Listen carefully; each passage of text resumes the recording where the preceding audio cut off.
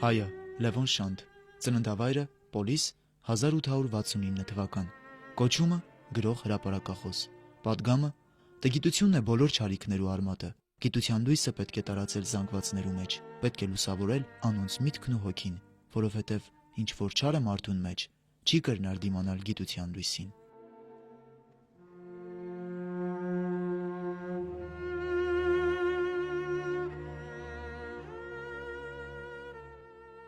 1921 թվականից Լևոն Շանթը ապրեց արտասահմանյան տարբեր երկրներում՝ Իրանում, Ֆրանսիայում, Եգիպտոսում, զբաղվելով ուսուցչությամբ և գրական աշխատանքով։ 1929-ից վերջնականապես տեղափոխվեց Բեյրութ։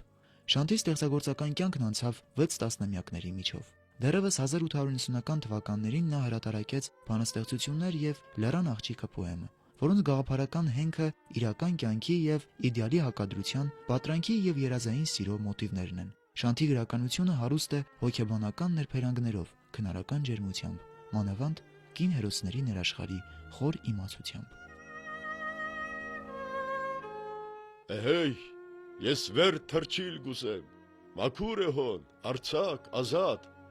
հոն հովեն դեմ ես կվազեմ իբրև եղբայրն իր հարազատ,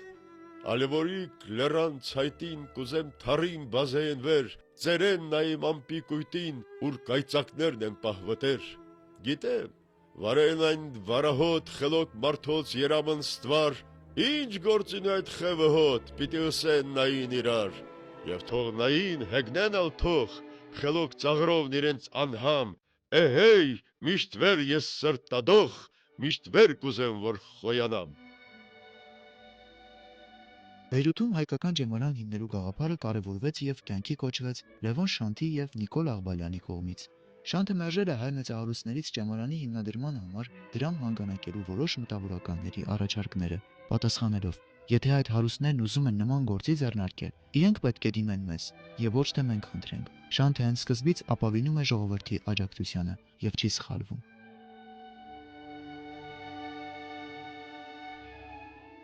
Այսօր Բեյրութում կանգուն է և սերունդներ է դաստիարակում հայ կրթության այս լուսավոր տաճարը, որի հիմքերը դրվել են մեծանուն հայի Լևոն Շանթի լավատեսության, ամուր հավատի և համառ կամքի շնորհիվ։ Լևոն Շանթ, ինչպես գիտեք, մեծ քրակետ էր արդեն, մեծ քրող էր, արվեստագետ էր, երբ ձեռնարկեց Նիկոլ Աղբալյանի հետ այս ջեմալանի հիմնադրության, և երբ իր մուդելիմները իրեն գսեին, որ շարունակե իր քրական արդարացությունը, իր գեղարվեստական գործունեությունը, ինքը պատասխաներ, որ այլևս քրելը ինձ համար իմաստ չունի, որուն համար ես քրականություն պիտի ստեղծեմ, եթե 20-25 տարին հայերեն գիտող պիտի չլա, որովհետեւ այդ գործերը գարտամ, ուրեմն մեր գործը հիմա հայերեն գիտող պատրաստել է, հայ մտավորական պատրաստել է, որովհետեւ հայրենիքի ոգին փոխանցվի այն զանգվածներուն, որոնք սպիրկի դարածքին դարածված են եւ հայկական, հայրենական սնունդ կսպասեն։ Ես տասարի իրմե լսարանական բաժնին մեջ եւ մեզի դվավ հոգեբանություն մանկավարություն։ Անգարելի է մոռնալ իր հոգեբանության եւ մանկավարության տասերը։ Այնքան գենտանի, այնքան հստակ, այնքան աղվոր ներկայացված էր, որ դունը սորվելու պետք չէինք ունենար։ Կդպավորվեինք եւ գմնար մեր միտքը, չէինք մոռնար։ Իսկ իր մոդեցումը շատ պաշտոնական, շատ ինչպես ասեմ, դպավորիչ, իր վայելու չակվածքով, իր գեցվածքով, իր խոսելագերբով, ուղղակի գարինքներ, ուղղակի կքրավեր։ Աշխատանքը իմ հաճույքս է, զվարճությունս, խաղս, ինչպես ուրիշներ հաճույք կառնեն թղթախաղեն, ես ալ մեծ բավականություն կստանամ գրիչիս և թուղթերուս հետ խաղալեն։ Այն օրը, որ չաշխատիմ, այն օրը, որ առանց գրելու պարապ անցնեմ, խղճի խայտ կունենամ։ Ինձի կթվի, թե հանցավոր եմ, և թե կյանքս օրմը անդարձ կորսվեցավ գնաց։ Աշխատանքի և արտադրության օրերն են միայն, որ չեն կորսվիր։ Ուրեմն քիշերոթի գալ ունեինք, քիշերոթիկներ օրինակ կհավաքեր կդաներ սինեմա շանթը եւ ինքը կվճարեր։ Շատ բաներ, չգսեն, արադացել։ Հետո ջաշի ժամանակ գհսկեր, թե ինչ կուդեն։ Օրինակ հումիս օրմը պատրաստեր է, գսեին չու վայրենի գենթաններուն ման հումիս կերցնեք չի քիֆտեն օրինակ համար չեր ուզեր կարգիլեր։ Տարիներ անց Սիմոն Վրացյանն իր անձինք նվիրյալ գրքում Լևոն Շանթի եւ Նիկոլ Աղբալյանի ջերմ ընկերության մասին գրել է. Ես չգիտեմ, մտերիմ, սրտակից ընկերներ շատ ուներ Շանթը Հայաստանում։ Նրա օգու խորքը առհասարակ դժվար էր թափանցել։ Մեկը կար, սակայն որից անբաժան էր նա՝ Նիկոլ Աղբալյանը։ Զարմանալի էր այդ զույգի մտերմությունը։ Բնավորությամբ ու խառնվածքով բոլորովին հակոտնյա մարդիկ էին նրանք, երկու տարբեր բևեռներ, բայց ինչ ջերմություն կար նրանց հարաբերությունների մեջ, ինչ անկեղծ ընկերականություն։ Երկուսի հետ էլ ես մոտիկ էի եւ չեմ հիշում մի դեպք անհամաձայնության կամ վեճի։ Ճիշտ է, տեղի տվողը միշտ Աղբալյանն էր լինում, բայց Շանթի բերանից էլ երբեք չեմ լսել մի դառն խոսք Նիկոլին ուղված։ Անբացատրելի մի կապով բնությունը միացրել էր այդ երկու տարամերժ անհատականությունները, իբրև հոգեբանական տարօրինակը մի առեղծված։ Թվոց եղած ադենի Շանթը շատ չենք տեսներ։ Այդպես բաղադրոնյան աստվածի մեզ առանցնացած իր դեսչարանին մեջ առանց հսկելու գհսկեր եւ մենք իրեն անտեպ այնքան հարկանք պատկարանք ունեինք, որ կմտածեինք պետք է ըսկուշլանք չնեղանա։ Արդուները կալելով կարդունը մոդեր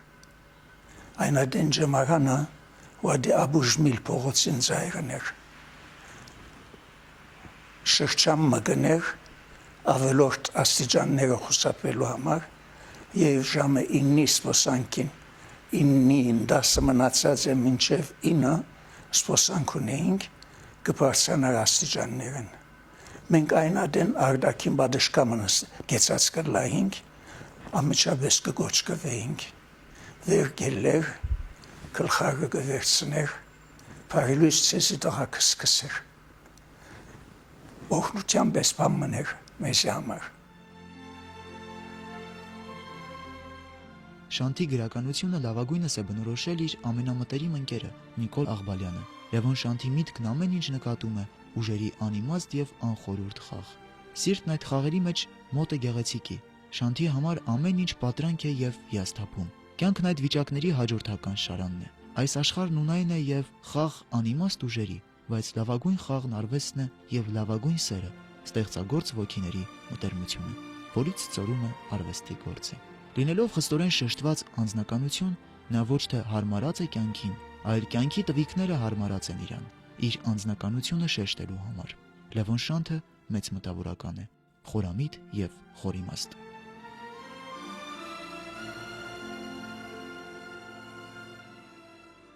Շանթը ուրեմն հիանալի հայացուցած է այդ համամարտկային խնդիրները։ Այսինքն իր գերբարները, իր հարցաթումներու շեշտը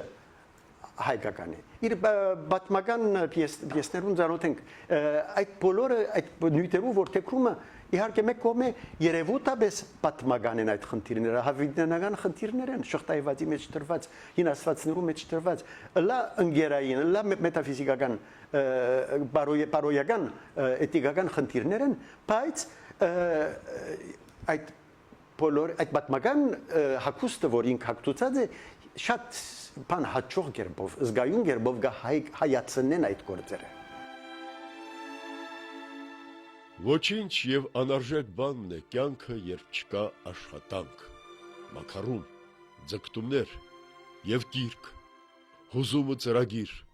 Առանց այս բոլոր կենթանի շարժման, առանց այս մշտական հոգեկան երգին, միթե մահը շատ ավելի իմաստալից ու արժեքավոր չէ։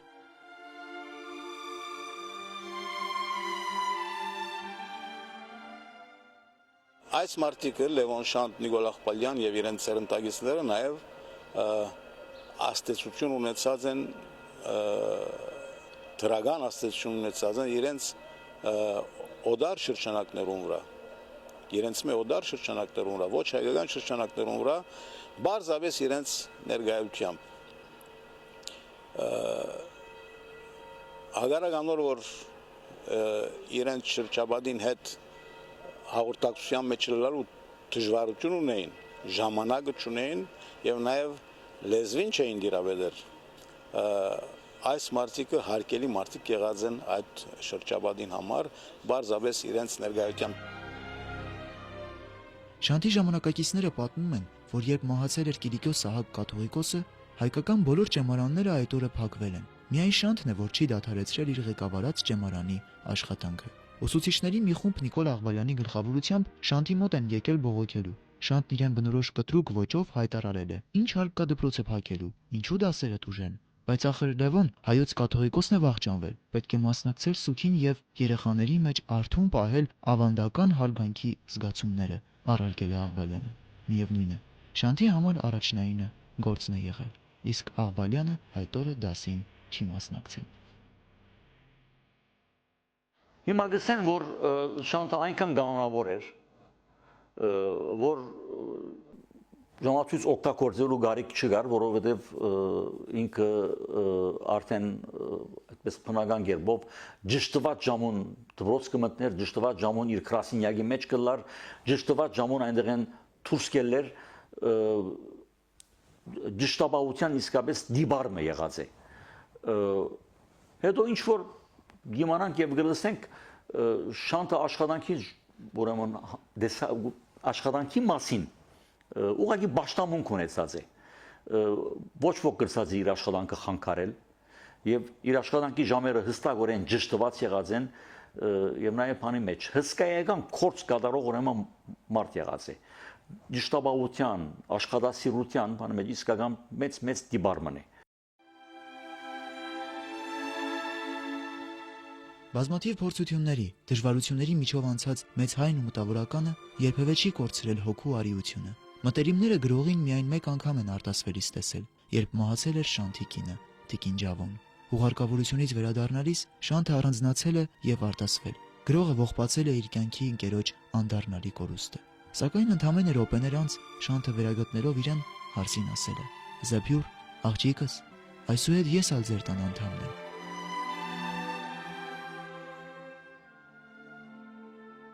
Կռիվ է կյանքը մինչև իր վերջին պահը, սուրբ կռիվը, առանց որում կյանքը մարդիկ իմաստ եւ արժեք պիտի չունենային, ան որ չուզեր կամ չի կռնար, կամ չի շարունակեր կռվել, անհատ լա թե ասկ կկործանվի, կկորսվի անհետ, ափսոսանքի իսկ արժանի չլար, կյանքին մարդոց, մահվան հանդեպ անզիջող եսականությամբ անհատներն ու ազգերն են միայն, որոնք կհաջողին ապրիլ, ստեղծագործել, տիրապետել, հավիտենականանալ։ Հաղթանակները չեն սահմանափակեր եւ չեն ավարտել կռիվը։ Հաղթանակը պետք է խլել, նետել կյանքին եւ մարդոց, որ օգտագործվի եւ շարունակել կռվել վասն նոր հաղթանակներու։ Բարոն Շանթը շատ սիստեմատիկ էր ով աշխատել օրական 4-5 ժամ իր սենյակին գալելի չէր այդ ժամերուն իր սենյակը մտնել դստեր սիստեմատիկ աշխատել եւ մեզի միշտ կսեր պետք է կամք ունենալ կամքը ամենեն մեծ բան է աշխարհի վրա եթե կամք ունես կհաջողես իսկ եթե կամք չունես զիգ դժվարությունը քեզի հետ կդե ուրեմն չանացեք կամք ունենալ եւ ինքը շատ կամքի դեր մարդ էր։ Լևոն Շանթ կուսակցական կորձինույթյան շատ բան չեր լար, բայց ջեմարանը երբ բացին, Աղբալյանը իր ամբողջ կարողությամբ կուսակցական աշխատանքներ, իսկ Լևոն Շանթ մղված էր ոչ միայն դպրոցին, այլ նաև իր քրական ասպարեզին նվիրված էր աշխատել։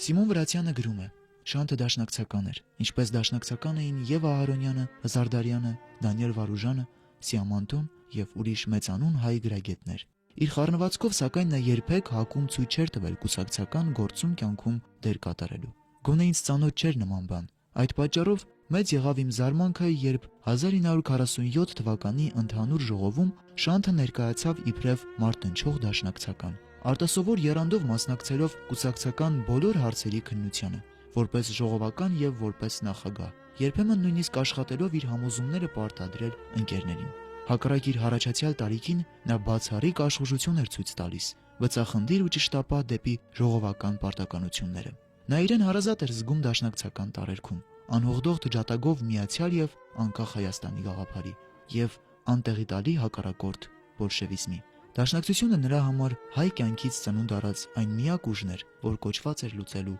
հայ դատը, հաջողությամբ պսակելով հայության ազատագրական ոգորումները։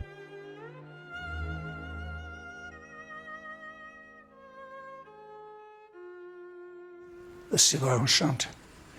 ես չեմ արան ուսուցիչ կուսեմ լալ, բայց կուսակցական չեմ և միտ չունիմ լալու։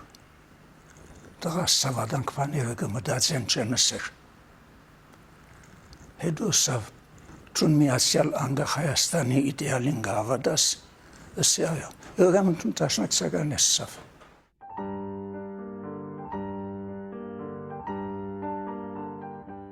Արդեն 80-ամյա հայ մտավորականի հետ շփված անձանց հավաստմամբ ապշեցուցիչ էր Շանթի կենսական եռանդը։ Նա ամեն մի գործ իր վրա էր վերցնում եւ պատվով կատարում։ Պատմում են, որ Ամերիկայից Շանթը Լիբանան է վերադարձել գոհացած թե ընկերներից, թե բարեկամներից եւ թե ճեմարանի հանդեպ ցույց տված նյութական ու բարոյական գուրգուրանքից։ Ամերիկայից վերադառնալու վերջին օրը, երբ հյուրանոցի ընդունարանում Շանթը խաղալիս է եղել փոքրիկ հայ տղայի հետ, ներկաներին հետեւյալ ցանկությունն է հայտնել. Մենք կուգանք Ամերիկայեն օգնություն խնդրելու, մինչդեռ Ամերիկան ինքը մեր օգնության կարիքն ունի։ Ասոնք, ցույց տալով փոքրիկ տղային, ամենքը պիտի կորսվին, եթե այսպես ձգենք։ Ճեմարան մնալ հոս պետք է, քանի մը ճեմարաններ։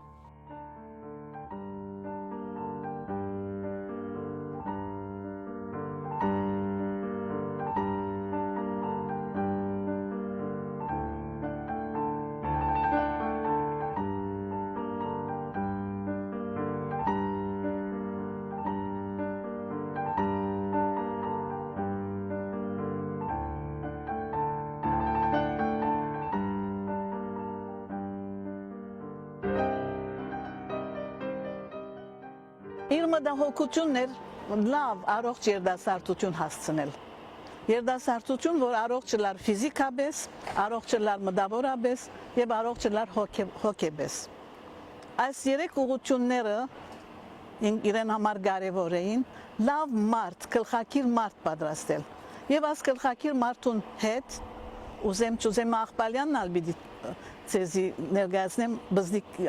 ապագակիցի մեջ անիգայալ ավելիով հայ մարդ, հայ մշակույթ, հայ ուրեմն տբրություն իրեն համար, նույնքան Շանթն էր, բայց անիգա նախ գզել մարդ, որ ինքսինքը գարավար է և ինքսինքը արժեցն է ընկերության մեջ իբրև մարդ,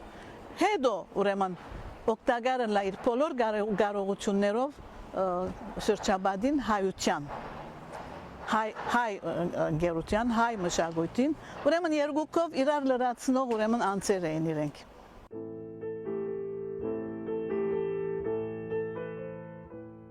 Մուշաղիշխանը գրողի աշակերտն է եղել, նրա մտերիմը։ Վերջինիս ուշերում մի սրտարուճ պատմության ենք հանդիպում, կապված Լևոն Շանթի հետ։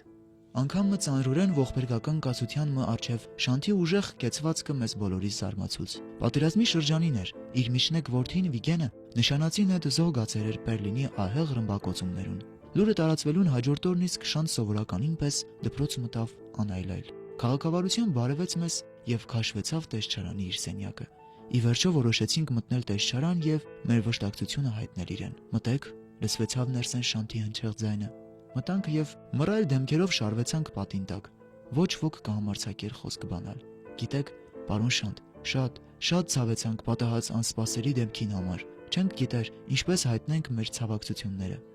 Այո, ըսավ Շանթ զուսպ շեշտով։ Ցավալի է, իսկապես մեղք եղավ Վիգենին։ Խոստումնալից լավ տղա էր։ Ամբողջ ապագա մը ուներ իր առջև։ Շանթ կխոսեր վաղաժամ մահացող երիտասարդի մասին երրորդ դեմքով եւ այնպիսի անտարբերությամբ, որ կարծես իր տղան չլար։ Ոչ մեկ կասկած, որ Շանթի հոգին ներսեն լուր կմխկտար ու կարյուներ, բայց ըստ իր սովորության կպահեր արտասովոր կորովը։ Հայր էր անշուշտ ու վստահ եմ կտարապեր հայրական վշտով, սակայն անընկճելին ու մանավանդ իր տկարությունները ուրիշներուն աչքին ծածկելու վարժված մարդը կմնար կանգուն։ Հիանալ թե ըմբոստանալ։ Մենք զինք մխիթարելու տեղ ինք մխիթարեց մեզ, խոսելով կյանքի ու մահվան մասին, պատերազմներու հառաջ բերած ահավոր աղետներու մասին ու եզրակացուց։ Կյանքը կռիվ է, հարատև կռիվ։ Այսպես է եղած միշտ եւ այսպես է նաեւ այսօր։ Կյանքի բնական վիճակները ոչ թե խաղաղության շրջաններն են, այլ պատերազմի։ Խաղաղության կարճ տարիները ընդհատումն են կյանքի պայքարի բնական վիճակներուն։ Դուրս ելանք շշմած։ Ականջներուս մեջ կարձագանքեր Շանթի գրական կերպարներից մեկի՝ Գող Վասիլի խոսքը. կյանքը իր ճամփով, մահը իր ճամփով։ Հաջորդ պահուն Շանթ դասարան մտավ դաս տալու։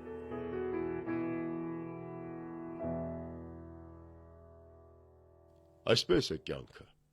Ծոմն է։ Ալիքները կզառնեն ու կմոտեցնեն մարդիկը իրարու, կուգան նորեն ալիքները կզառնեն ու կազատեն մարդիկը իրար մե։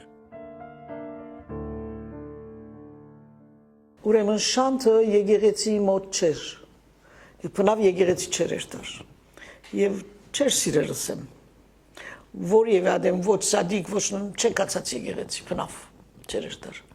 Հագաբատկերների իր ընկերը Նիկոլ Աղբալյանը,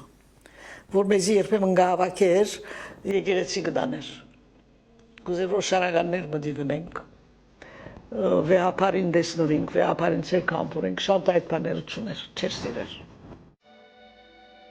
1951 թվականի մայիսին Շանթի առողջությունը կտրուկ վատթարանում է։ 80-ամյա գրողը համաձայնում է վիրահատության։ Արեք ինչ որ պետք է, կամ այս կողմ, կամ այն կողմ։ Անիմաստ է մեջտեղ կեցած անորոշության պորորվի։ Վիրահատությունը հաջող է ավարտվում։ Որոշ ժամանակ անց գրողի առողջական վիճակը բարելավվում է։ Սակայն ընդամենը ամիսներ անց Շանթը վերջնականապես գանվում է անկողնում։ Նույնիսկ կյանքի վերջին օրերին նա չի դադարում աշխատել։ Աշակերտներին թելադրում է իր մանկավարժության մասին գրքի վերջին էջերը։ Ամբողջ կյանքում նախախնամությանը չհավատացող անձը կյանքի վերջին օրերին խնդրում է, որպեսզի իր համար նարեկ ընթերցեն։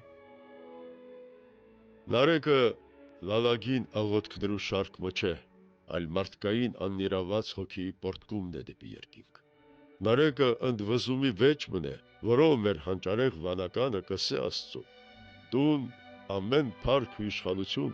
ամեն վայելք ու երանություն քեզի սեփականած ես, ու մեզ նետած ես այս տիղմի ու տառապանքի աշխարհին մեջ։ Անհրաժեշտ է, որ մեզի վշտակցես, մենք քու պատկերիդ ցոլացումներն ենք եւ իրավունք ունենք քու պաշտպանությանը։ Նարեկը